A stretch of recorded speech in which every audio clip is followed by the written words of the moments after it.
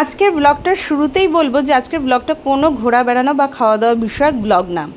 ব্লগটা হচ্ছে মেয়েদের সচেতনতামূলক ব্লগ। তাহলে চলো শুরু করা যাক। সবাই কেমন আছো? আমি নবনীতা চলে এসেছি আর একটা নতুন মিনি ব্লগ নিয়ে। রেডি হচ্ছে, যাব আমার মাসিকে দেখতে।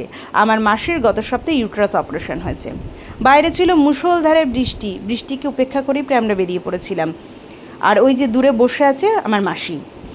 গত 3-4 বছর ধরে ইউট্রাসে নানান সমস্যা মাসি ভুগছিল।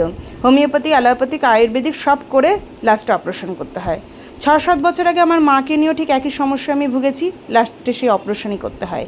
তাই যে বা যাদের বাড়ির লোক এই সমস্যায় ভুগছো, অপারেশনই একমাত্র ভালো পথ। আর ভয়ের কোনো কারণ নেই, 15 দিনের মধ্যেই পেশেন্ট সুস্থ হয়ে যায়। এবার আসি মেশোর কথায়। মেশো একজন সার্ভিসম্যান, তারপরে হচ্ছে ঘরের স্ত্রী অসুস্থ হওয়ার সত্ত্বেও এইভাবে ঘর দুয়ার টিপটপ করে রেখেছে, ভাবা যায়? তারপরে আমরা না করছি, তারপরেও নিরামিষ আলুর দম আবার লুচি আমাদের জন্য করেছে। ওই যে কথায় আছে না, যে রাধে সে চুলো বাঁধে, আমার মেশো ঠিক সেরকম। যাই হোক, সবাই সুস্থ থেকো, ভালো থেকো। ব্লগটা কেমন লাগলো অবশ্যই